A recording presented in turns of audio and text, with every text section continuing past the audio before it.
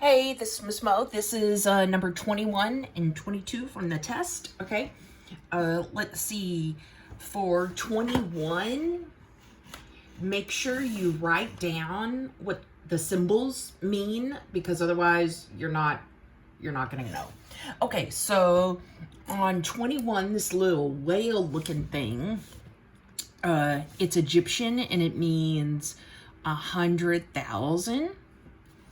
Okay, then the little flower looks like 1,000.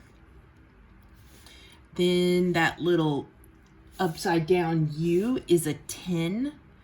And then that little single stick is a Juan.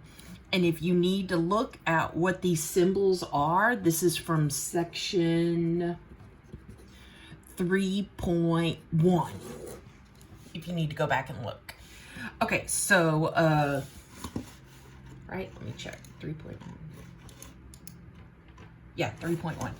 Okay, so this sucker is 100,000, so D's out and C's out.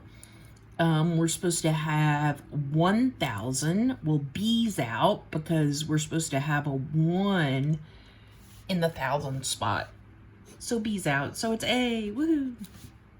Okay, for number 22, I think on your homework there were difficult problems like this, but then there were some easier problems. On your test, it's going to be the easier problems. Okay, so this is Babylonian, and Babylonian, the little upside down triangles mean 1. So this is 1, 2, 3 little upside down triangles, so that's 3. Then the weird, like, less than looking symbol means 10, and we have one of those. So we're going to say 10 plus 3 is 13. C. Okay, let's keep going. Let's look at number 23. It wants us to do this number in Roman numerals. Well, remember, with Roman numerals, there's a couple of things you can't do. You cannot write the same letter 4 times. So let's just remember that. Okay, first, let's try and find something for 2,000. When it comes to Roman numerals, again, you can look back at your 3.1 notes.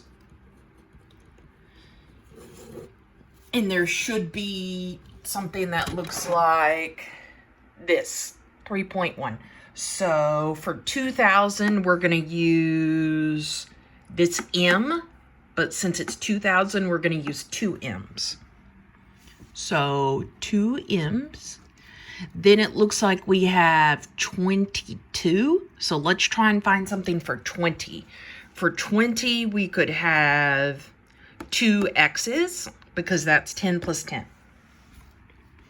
And then for the 22, like the 2 in the units, that would just be 2 of these I's right beside each other. Woohoo!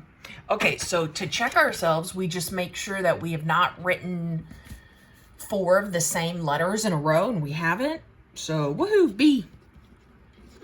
Exciting. Okay, let's go to 24. 24, it says, write the place value of the underlined numeral. So this very first one, what spot is it in? And it's in the 100,000s, so B. And that's also from section 3.1 if you need it. If you need what spot these are, if we just scroll down, it should be right there. Or right here. Either way, it's still in 3.1. Okay, let's look at number 25. 25 says, write the following as base 10. Well, we just have to do the math, okay? 10 squared is like 100. So this is 2 times 100 plus, let's see, 4 times 10 is 40 plus 7. And then let's keep going. 2 times 100 is 200 plus 40 plus 7, and that makes 247. Yay, the only way we would get that one wrong is if maybe we tried to do 2 times 10 first instead of 10 squared. So make sure you're using PEMDAS. So notice I didn't add or subtract until the very last step. And I first got rid of my exponent, 10 squared, because that's a E. And 10 squared means 10 times 10, which is a 100. Okay, we're going to omit number 26. Huzzah. 27 says something about associative or commutative. Yeah, okay. Well, let's remember that associative means something about the parentheses move. Yeah. Okay, but then when it's the commutative, like numbers move. Yeah, so you might want to write that on your note card. So let's look at number 27. On 27, it looks like we have 418, 148. So those numbers have moved. 418 on the left, on the right we have 148. So it's commutative. And then it would only be associative if maybe the parentheses were around the 41 on the left and the totally different 48 on the right. That's what associative would mean. But it's just our numbers that moved around. So commutative, yeah. Okay, let's look at 28 and check the numbers order. We have 839 on the left, and on the right, we have 839. So the numbers did not move, so it's not commutative.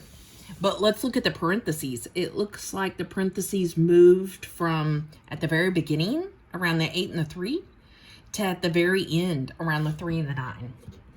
So that's associative. Okay, let's keep going. Number 29. We have to write down what this underlined is. What does it say? Round the number to the place value indicated. So that means we want to write down 8, 2, and then either I'm going to write 900 or I write 8, 2, and that 9 bumps up to a 0, and it causes the 8-2 to be a 8-3. So we're either rounding this to 82,900 or we're rounding it up to 8,300. So since we're trying to round this 9, we look to the right.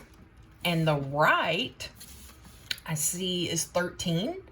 Well, that's a heck of a lot closer to 0, 0 than it is jumping all the way up to 83,000. Or if you remembered from my videos, if you're looking at that 9, you find the one number to the right, and 4 or less, you let it rest, as in it rounds down, and then 5 or more, you up the score, as in it rounds up. Well, this number 1 is 4 or less, so I'm gonna let it rest, as in I just keep it at 82,900. If it was 5 or more, I'd up the score to 83,000. Okay, let's keep going. For 30, 31, 32, and 33, you don't have to show your work on those. You're welcome. So you can use the equal additions, you can use the counting up, the trades first, the mentally, but just double check your work on the calculator.